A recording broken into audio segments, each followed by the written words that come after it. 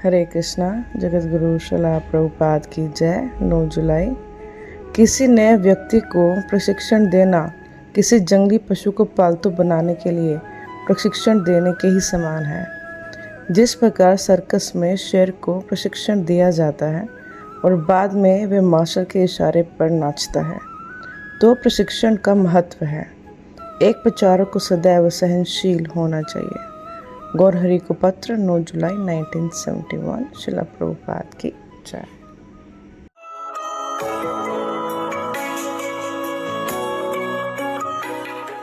धर्मसंस्थित पुंसा विश्वक्षेण कथा सुजः नोत्पादय यदि रति श्रमय हुई। धर्म का अर्थ होता है अपना अपना कर्तव्य। पहले भी आप लोग को सुनाया था, धर्म का अर्थ तो ये नहीं है जो कोई हम एक प्रकार चीज को मान लिया वो हमारा धर्म है। जैसा हिंदू धर्म है, मुसलमान धर्म है, हम मान लिया बस काम खत्म हो गया। नहीं, धर्म का अर्थ होता है जो इंग्लिश में जैसे दिया गया है कर्तव्य, करना ही पड़ेगा, छोड़ नहीं सकेगा। जैसा नौकर है, मालिक का हुक्म सुनना ही पड़ेगा, उसका कर्तव्य है, नहीं तो नौकरी नहीं टिकेगा। इसी प्रकार जीव का जो धर्म है चैतन्य महापुरुष बताया है और भगवान श्री कृष्ण भी बताया है, ममैवांश जीव भूत। जीवात्मा जो है वो हमारा अंश स्वरूप है। और अंश स्वरूप कैसा हुआ? अंश और अंशी। जैसा हमारा शरीर है, आपका शरीर है, और शरीर का अलग अलग विभाग है, पार्ट्स ऑफ द बॉडी। जैसा हाथ है, पैर है, आंख है, कान है, अलग अलग विभाग। और वो विभाग का काम क्या है? आंख का कर्तव्य है देखना, कान का कर्तव्य है सुनना। आंख अगर नहीं देखता है तो अंधा बोला जाता है, नॉट इन नॉर्मल कंडीशन, स्वाभाविक अवस्था नहीं। आंख का काम ही है देखना। आंख अगर नहीं देख सकता है वो स्वाभाविक नहीं है, अस्वाभाविक बीमारी। तो देख करके शरीर को सेवा कर। आंख का काम है देख करके, हम चलने चाहता है शरीर, आंख देखता है इधर से चलिए, पैर चलता है, अलग अलग शरीर का जो भाग है अलग अलग कर्तव्य है। इसका नाम है धर्म। आंख का धर्म है देखना, पैर का धर्म है चलना। इसी प्रकार जीवात्मा, भगवान कहते हैं कि ममैवांश जीव भूत। जीवात्मा जितने हैं हम लोग, भगवान कहते हैं हमारा अंश है। तो जैसा शरीर का अंश हाथ पैर, अलग अलग सब सेवा कर रहे हैं, सेवा में नियुक्त है, इसी प्रकार जीवात्मा का कर्तव्य है भगवान की सेवा में नियुक्त रहना। ये अंश है ना। भगवान जैसे चाहते हैं एक एक देवता से एक एक काम लेता है, इसी प्रकार एक एक जीव से एक एक काम लेता है। तो उसका नाम है भक्ति। आनुकूल्येन कृष्णानुशीलनम भक्ति उत्तमा। भक्ति का अर्थ होता है कि एक एक जीव का एक एक कर्तव्य है भगवान का तरफ। भगवान जो चाहते हैं तुम ये काम करो, वो सेवा है। जैसे अर्जुन को भगवान बताया तुम लड़ाई करो, तो लड़ाई करना है उनका कर्तव्य, उसका नाम है भक्ति। आनुकूल्येन कृष्णानुशीलनम, अनुकूल भाव से, प्रतिकूल भाव नहीं। जो कृष्ण बताए उसको करो। भगवान ये चाहते भी हैं, सर्वधर्मान परित्यज्य मामेकं शरणं। मैं जो बोलता हूं उसको सुनो, हमारा चरण में शरणागत। इसका नाम है धर्म। इसलिए भगवान कहते हैं सर्वधर्मान परित्यज्य। और सब धर्म का नाम जो सब चल रहा है वो सब जुआ चुरी, असल धर्म ही है। आनुकूल्येन कृष्णानुशीलनम, ये असल है। जैसा भगवान बताते हैं ऐसा करो। भगवान बताते हैं मन मना भव मत भक्तो मत जाजी मांग नमस्कुरु, वो तुम्हारा धर्म है, हमारा धर्म है। भगवान खुद बता रहे हैं कि सब समय हमारा चिंतन करो, मन मना भव मत भक्तो, हमारा भक्त बन जाओ, हमको नमस्कार करो, हमको पूजा करो। ये भगवान बताते हैं, वो करना है हमारा धर्म। और जो काम हमारा है वो सब अधर्म है। इसलिए भागवत में कहते हैं धर्म प्रोज्झित कोई तब अत्र, जो चीटिंग छलबाजी धर्म है। इन्हें भगवत सेवा छोड़ करके जो कुछ धर्म का नाम में चल रहा है, ये सब कोई तो चीटिंग, असल धर्म ही है। तो हम लोग अपना अपना सब धर्म बना लिया है। तो इसलिए बता रहे हैं कि धर्मस्य अनुष्ठित पुंसा, अपना अपना से ड्यूटी हम लोग सोच लिया, ये हमारा।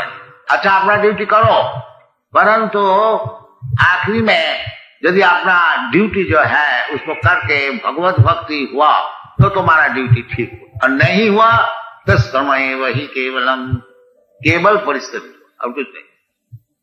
लाभ हुआ परिस्थिति, लाभ ना होइल इथे घोटिल जोंजा ना नरतम नाथ ठाकुर। ये जो हम धर्म बना लिया है शरीर का, इसमें हमारा कुछ लाभ नहीं हुआ, केवल जंजाल।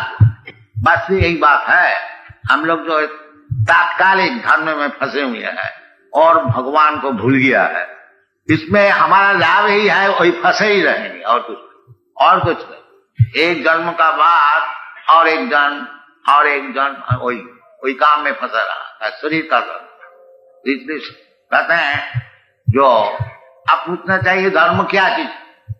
धर्म का अर्थ होता है क्लियर, स्पष्ट, भगवान बता रहे हैं यही धर्म है कि माम एकम, ये नहीं है जैसा मायावादी लोग कहते हैं जो कोई भगवान का रूप जाजन करो फल एक ही होगा। नहीं, भगवान ये बात नहीं बोलते।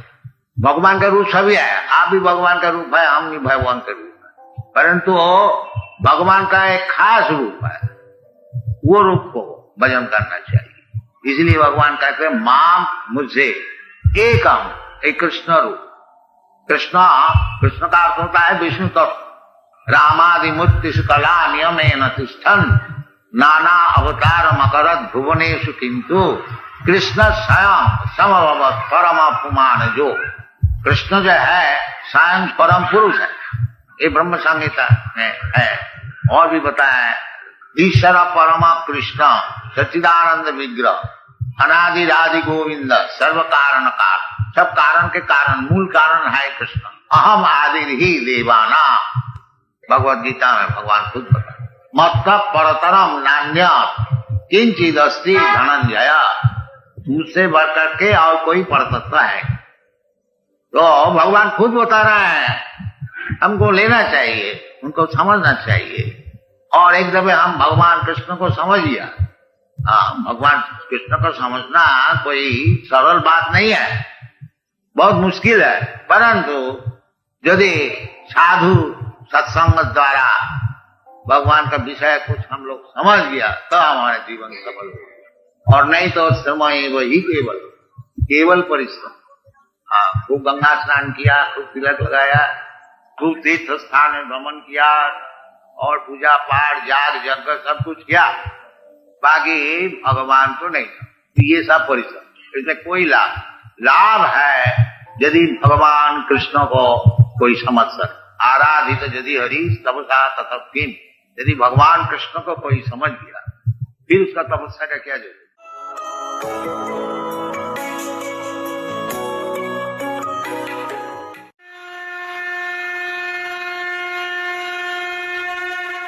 हरे कृष्ण। भगवद गीता अध्याय 2 श्लोक संख्या 38। सुख दुखे समे कृत्वा लाभ लाभ जया जय ततो युद्धाय युज्यस्व नैवं पापम अवाप्स्यसि। तुम सुख या दुख, हानि या लाभ, विजय या पराजय का विचार किए बिना युद्ध के लिए युद्ध करो। ऐसा करने से तुम्हें कोई पाप नहीं लगेगा। अब भगवान क्या कह रहे हैं? 31वें श्लोक से समझाना चालू किए। इस सेक्शन का लास्ट श्लोक है कि तुम योद्धा हो इसीलिए युद्ध करो, बाकी कुछ मत सोचो। न लाभ न नुकसान, न जय न पराजय, न सुख न दुख। सुख दुखे समय कृत्वा, तुम्हारा काम है बस वो करते रहो। इस दुनिया में भी हम देखते हैं, चाहे पुलिस हो, चाहे आर्मी हो, चाहे ट्रेन ड्राइवर हो, चाहे प्लेन का पायलट हो, चाहे ट्रेन का टिकट कलेक्टर हो, चाहे डॉक्टर हो, हर कोई अपना ड्यूटी करना है बस। उसको उसमें से सुख मिलता है, दुख मिलता है, ड्यूटी तो करनी पड़ेगी ना। सुख या दुख ड्यूटी से नहीं मिल रहा है। कोई कहता है वो मुझे इस जॉब में बहुत दुख मिल रहा है। नहीं, जॉब में दुख नहीं मिल रहा आपको, वो तो आपके कर्मों का आ रहा है। आप दूसरा जॉब करेंगे तो भी वो दुख आएगा। ये तो इस संसार में एक फैशन बन गया है, जल्दी जल्दी जॉब चेंज करना, जल्दी जल्दी। जैसे पहले के लोग 25-25, 30 साल एक ही जॉब में रहते थे, अभी जल्दी जल्दी चेंज करते हैं। वो सोचते हैं कि यहाँ अच्छा नहीं मिला, वहां अच्छा मिलेगा, वहां अच्छा। आपके कर्म जैसे हैं वैसा फल मिलेगा। जो सुख और दुख आ रहा है वो इसीलिए नहीं आ रहा है कि आपका जॉब अच्छा है या बुरा है, वो तो आपका इसीलिए आ रहा है क्योंकि आपका कर्म है। ये तो वही बात हो गई कि मान लीजिए बहुत ठंडी, अभी अभी ठंडी गया, जनवरी के मौसम में आप कश्मीर में बैठे हैं, घर में हैं, बहुत ठंडी है, उधर तो हवा तूफान भी चलता है, फिर बर्फ गिरती है और ठंड लग रही है। तो खिड़कियां सब बंद है, हीटर चालू है, आप हीटर के सामने बैठे हैं, वो रूम हीट कर रहा है लेकिन फिर भी ठंड है। तो आप सोचते हैं बहुत ठंड लग रही है, बहुत ठंड लग रही है। अच्छा, अभी मैं क्या करता हूँ ना, मेरे ख्याल से मैं दक्षिण के मुख करके बैठा हूँ ना, दक्षिण की तरफ, इसीलिए ठंड लग रही है। तो अब मैं पश्चिम की तरफ मुख करके बैठूंगा तो ठंड कम लगेगी। ऐसा होगा क्या? नहीं, पूरब की तरफ बैठूंगा तो ठंड कम लगेगी। ऐसा होगा? ठंड तो सब जगह लगेगी क्योंकि मौसम ही ठंडा है। तो वैसे ही संसार जो है दुखालय है, तो दुख तो होगा। और अगर आपके कर्म अच्छे हैं तो आपको सुख मिलेगा, चाहे ये जॉब करो चाहे वो जॉब करो। एक बार एक स्टूडेंट ने मुझसे पूछा, एमबीए कर रहा था, कि कौन सी स्पेशलाइजेशन लूं, मार्केटिंग लूं कि फाइनेंस लूं कि सप्लाई चेन लूं।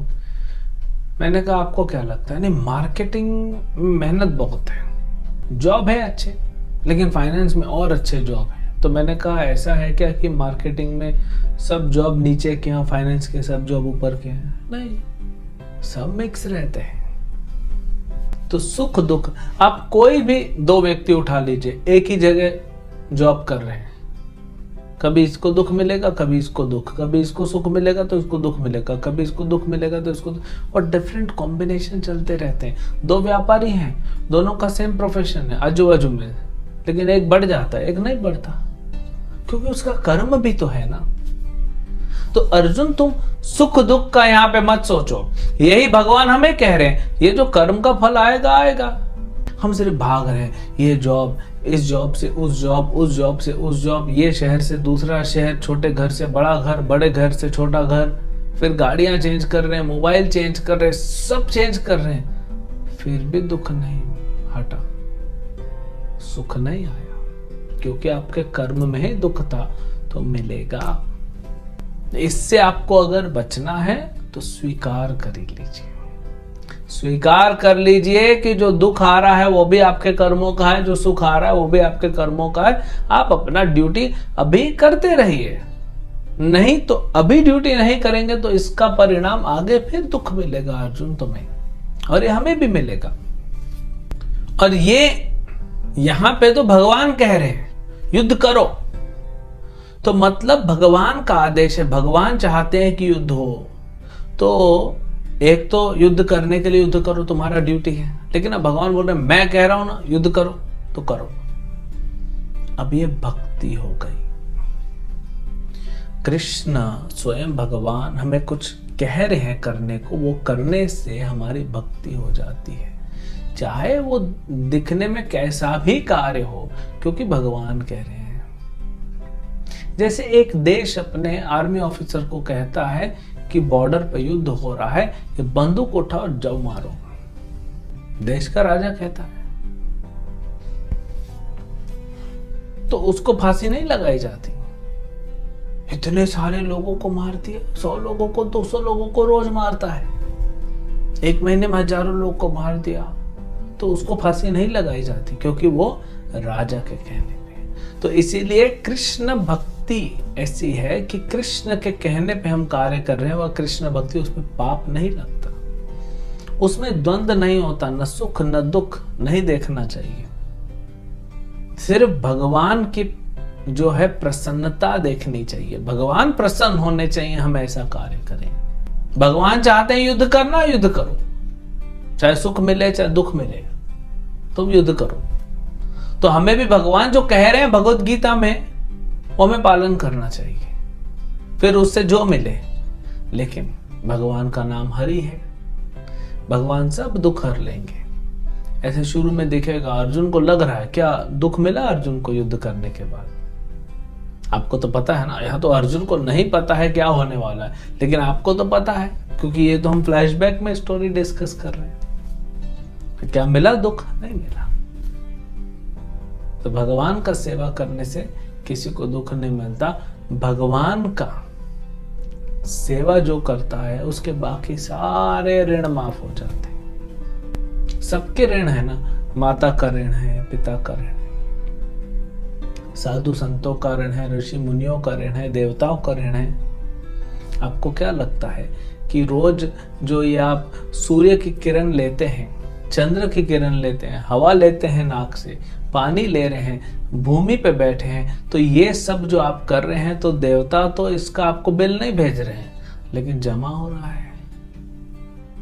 पोस्टपेड है, पोस्टपेड बिल एक एक महीने में बिल आता है, ये एक जीवन के बाद आता है, लेकिन बिल तो आ रहा है। तो आपका मीटर तो चालू है। आप सांस ले रहे हैं तो मीटर चालू है, आप खा रहे हैं तो भूमि से मिला, वो मीटर चालू है। आप सूर्य की किरण ले रहे हैं, वो मीटर चालू है। सूर्य से रोशनी ले रहे हैं, इतना प्रकाश, वो मीटर चालू है। तो ये सब मीटर चालू है। सबका कर्जा है आपके ऊपर, हम सबके ऊपर है। कर्जे को एक एक माफ करने जाएंगे, बहुत परेशान हो जाएंगे, कर नहीं पाएंगे वो कर्मकांड, इसीलिए लोग फेल हो जाते हैं। तो क्या करना है? भक्ति करनी है। भक्ति करने से क्या होगा? भक्ति करने से आप कृष्ण को प्रसन्न करोगे और कृष्ण सबको बोल देंगे कर्जा माफ। कृष्ण कह देंगे कर्जा माफ, तो कर्जा माफ। तो आपके ऊपर कुछ कर्ज नहीं रहेगा, आप मोक्ष प्राप्त कर जाएंगे, मुक्त हो जाएंगे संसार से। तो इसीलिए भगवान कह रहे हैं, इसीलिए युद्ध करो, बाकी कुछ मत देखो, क्योंकि बाकी सब भगवान संभाल लेंगे। हमें सिर्फ भगवान की प्रसन्नता के लिए कार्य करना चाहिए, उसी को भक्ति कहते हैं। हरे कृष्ण।